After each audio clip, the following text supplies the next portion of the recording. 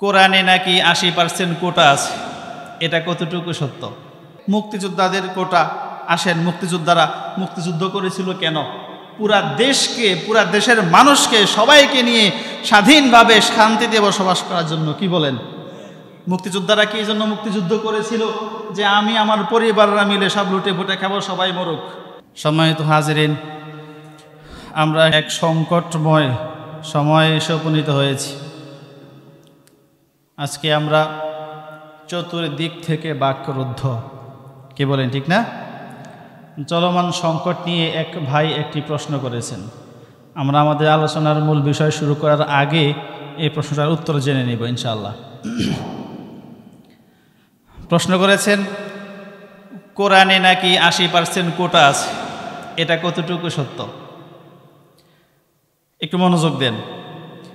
এই বিষয়ে আমি পড়াশোনা করেছি, বিভিন্ন ইসলামিক স্কলারদের মতামত পড়েছি এবং আমার ওস্তাদদেরকেও জিজ্ঞাসা করেছি।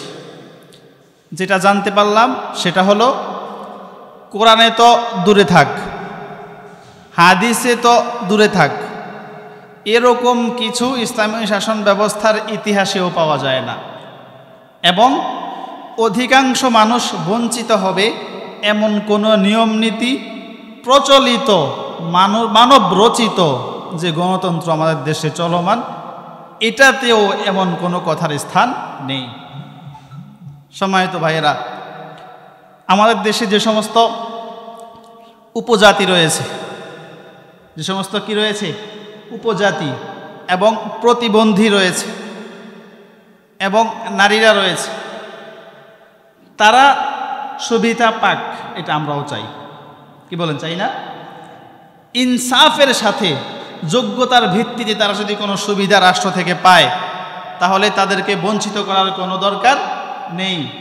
কিন্তু যদি সংখ্যালঘু, উপজাতি, অমুক তমুক সবাইকে আপনি বরাদ্দ দিতে দিতে সংখ্যাগরিষ্ঠ মানুষ যদি ক্ষতিগ্রস্ত হয়ে যায়, এটা অবশ্যই কোনো বিবেকও সাপোর্ট করতে পারে না। সম্মানিত ভাইয়েরা, এরপরে মুক্তিযোদ্ধাদের কোটা, আসেন, মুক্তিযোদ্ধারা মুক্তিযুদ্ধ করেছিল কেন? পুরা দেশকে, পুরা দেশের মানুষকে, সবাইকে নিয়ে স্বাধীনভাবে শান্তিতে বসবাস করার জন্য। কি বলেন? মুক্তিযোদ্ধারা কি এই জন্য মুক্তিযুদ্ধ করেছিল যে আমি আমার পরিবাররা মিলে সব লুটে ফুটে খাবো, সবাই মরুক? হ্যাঁ প্রিয় ভাইয়েরা, মুক্তিযোদ্ধাদেরকে অসম্মান করতেছি না, খুব মনোযোগ দিবেন। মুক্তিযোদ্ধাদেরকে সম্মান করা, এটাও ইসলাম বলে। সম্মান করা ইসলামকে, ইসলাম কি করে বলে, কিন্তু সেটা ইনসাফের সাথে। সেটা কিসের সাথে? ইনসাফের সাথে।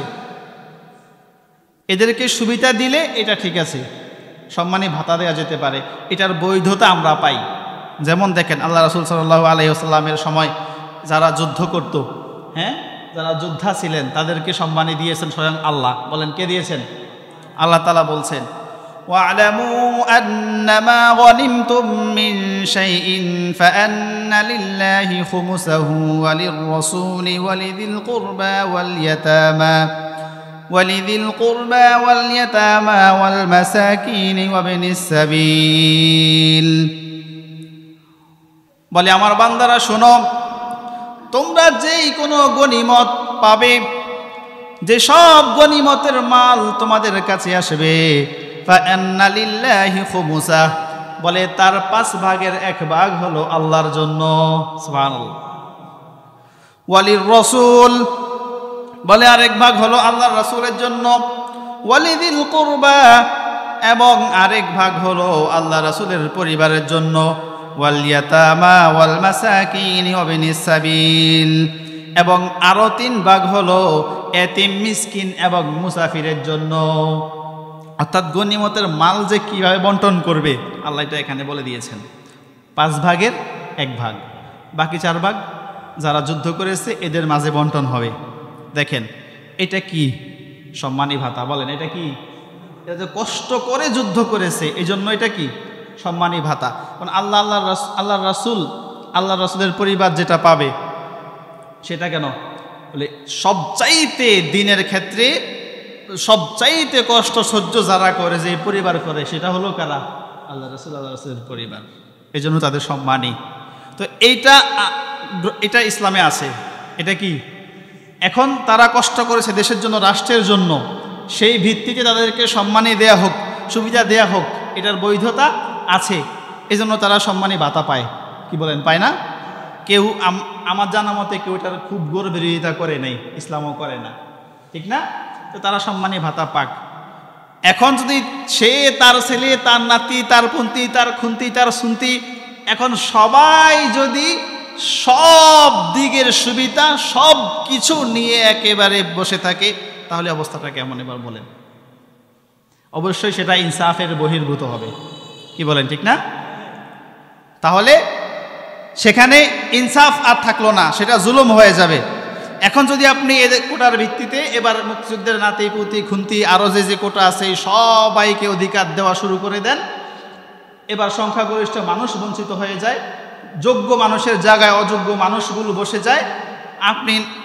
আপনার যেটুকু যোগ্যতা আছে আরেকজনের যোগ্যতা তার থেকে ডবল, কিন্তু আপনি এই কোটার ভিত্তিতে আপনি একটা জায়গায় বসে গেলেন, রাষ্ট্রীয় উচ্চপদস্থ কোনো কর্মস্থানে বসে গেলেন, তাহলে আমাদের রাষ্ট্র, আমাদের আগামী ভবিষ্যৎ বিশাল বড় বিপদের হুমকির শিকার হবে। সম্মানিত ভাইয়েরা, এই জন্য এটা অবশ্যই বেইনসাফি এবং জুলুম। কি বলেন, ঠিক কিনা? তাহলে এটা করা যাবে না। আল্লাহ তাআলা বলছেন, ইন্নাল্লাহা ইয়া'মুরুকুম আন তু'আদ্দুল আমানাতি ইলা আহলিহা ওয়া ইযা হাকামতুম বাইনান নাসি আন তাহকুমু বিল আদল। আল্লাহ তাআলা বলেন, ইয়া'মুরুকুম, তোমাদেরকে আল্লাহ তাআলা আদেশ দিচ্ছেন, তোমাদেরকে আল্লাহ তাআলা আদেশ দিচ্ছেন কি? বলে আন তু'আদ্দুল আমানাতি ইলা আহলিহা, প্রত্যেকটি আমানত, যার যেই বিষয়ে যেখানে আমানত, প্রত্যেকটি আমানত তার সঠিক প্রাপকের কাছে তোমরা পৌঁছে দিবে। আমানতগুলো যে সঠিকভাবে প্রাপ্য তার কাছে পৌঁছে দিবে। ওয়া ইযা হাকামতুম বাইনান নাসি আন তাহকুমু বিল আদল, আর যখন তোমরা বিচার কার্য পরিচালনা করবে তখন তোমরা ইনসাফের সাথে, ন্যায় নীতির সাথে তোমরা তোমাদের বিচার কার্য পরিচালনা করবে। সুবহানাল্লাহ। তাহলে ইনসাফ বহির্ভূত করলে এবার মায়ের আছে না নাই? আল্লাহু আকবার। প্রিয় ভাইয়েরা, তো এজন্য ইনসাফের সাথে যদি তাদেরকে সুবিধা দেওয়া হয় ঠিক আছে, কিন্তু বেইনসাফি করবেন আপনি, অবশ্যই আজকে দুনিয়ার মানুষের কাছে যদি ধরা নাও খান, কিয়ামতের ময়দানে আল্লাহর সামনে অবশ্যই সেটার জবাবদিহিতা আপনাকে করতেই হবে, করতেই হবে। সম্মানিত ভাইয়েরা, এরপরে দেখেন, এই যে নারীদেরকে কোটার ভিত্তিতে চাকরি দেওয়া হয়, এটা একটু ভালো করে বুঝেন। কোটা নারীদেরকে চাকরি দেওয়া হয়, নারীরা যে সমস্ত ক্ষেত্রে নারীদের কাজ রয়েছে, নার্স, হ্যাঁ, মহিলা রোগীদের জন্য মহিলা চিকিৎসক, এটা আমাদের জরুরি, ঠিক না? মহিলা মাদ্রাসা, মহিলা স্কুল, মহিলা কলেজ, ঠিক আছে না? তারপরে বিশ্ববিদ্যালয়ের মহিলা বিভাগ, সেখানে মহিলাদের দায়িত্ব প্রয়োজন আছে কি নাই বলেন? তো সেখানে মহিলারা পর্দার সাথে কাজ করবে, এখানে ইসলাম কোনো দ্বিমত করে না। তো সেখানে মহিলাদেরকে চাকরি দেওয়া হোক, কোনো অসুবিধা নাই, কোনো অসুবিধা নাই। সেটা কোটার ভিত্তিতে দেন, সমস্যা নেই। কিন্তু এবার সব জায়গায়, সব খাতে মহিলাদের কোটা রাইখা রাইখা রাইখা রাইখা মহিলাদেরকে চাকরি দিতে দিতে এমন অবস্থা, এবার খুঁজে দেখেন যে মহিলার সংখ্যা আমার মনে হয় বেশি। এখন মহিলাদেরকে যে আপনি কোটা দিয়ে চাকরি দিলেন, আবারও বলছি তারা সুবিধা পাক, এটা আমরা চাই, কিন্তু ইনসাফের সাথে। এখন মহিলাকে চালাতে হবে পুরুষ, পুরুষের উপরে দায়িত্ব, তাহলে চাকরির অগ্রাধিকার কি পুরুষের না মহিলার বলেন? তাহলে আপনি সব জায়গায় মহিলাদেরকে চাকরি দিয়ে দিয়া কত পুরুষ বেকার, কি বলেন, ঠিক না? তাহলে এটা কখনো ইসলাম সমর্থন করে না। প্রিয় ভাইয়েরা, এগুলা আমাদেরকে খেয়াল করতে হবে। আজকে আমি ক্ষমতা পেয়ে ক্ষমতার অপব্যবহার করলাম, কিন্তু আমাকে মনে রাখতে হবে আমাকেও একদিন মরতে হবে। দুনিয়ার মানুষ ভয়ে আমার বিরুদ্ধে কথা বলে নাই, কিন্তু যেখানে আমার কোনো পরিচয় চলবে না সেখানে আমি গিয়ে কি জবাব দিব?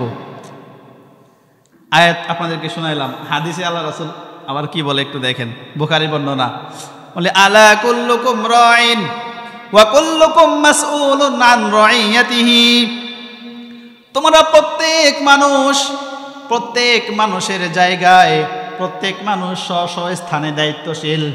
মনে রাখবে তোমাদেরকে এই দায়িত্ব সম্পর্কে, যার যে দায়িত্ব তাকে সেই দায়িত্ব সম্পর্কে আল্লাহ জিজ্ঞাসা করবে।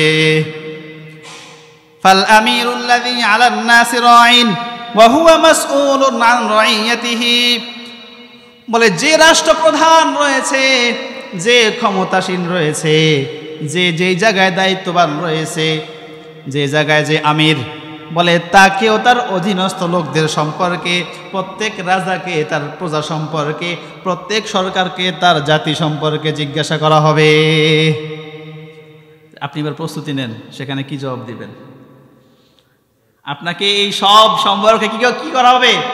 জিজ্ঞাসা করা হবে। এই জন্য ইনসাফের সাথে, প্রিয় ভাইয়েরা, এটা নিয়ে তো কথা বলারই প্রয়োজন ছিল না, কিন্তু প্রয়োজন পড়েছে, অনেকে বলেছে, আন্দোলন করেছে।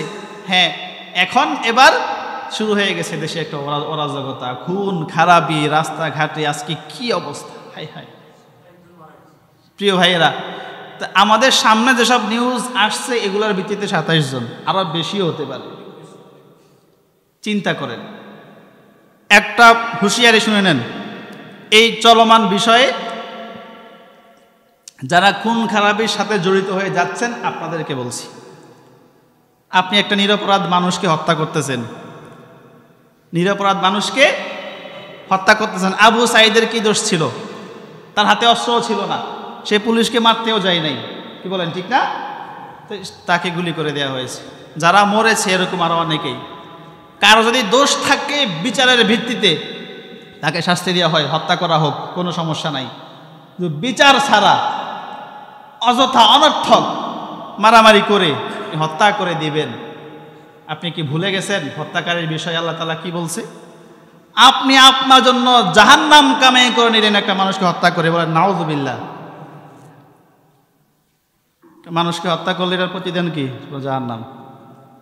ভালো করে বুঝে নিয়েন, যাকে হত্যা করা হয়েছে অন্যায়ভাবে, তার সব গুনাহ যে হত্যা করেছে তার কাঁধে, যে হত্যা করেছে তার কাঁধে, আর তার সব সওয়াব যে নিহত হয়েছে তার কাছে। আপনি যাকে হত্যা করলেন, আল্লাহ হয়তো তাকে ক্ষমা করে দিয়েছে, কিন্তু আপনি কি জবাব দেবেন? সবার আগে আল্লাহকে ভয় করুন, খুন খারাপি থেকে ফিরে আসুন। যদি বিতর্ক করার প্রয়োজন হয়, আপনি সুন্দরভাবে বিতর্ক করুন। তাহলে আপনি আজকে কার জন্য, কার কথা শুনে আপনি একজন মানুষকে হত্যা করতেছেন? একটু চিন্তা করবেন, আপনাকে এর জন্য জবাবদিহি করতে হবে। আল্লাহ আমাদেরকে সঠিক বুঝ দান করুক, বলেন আমিন।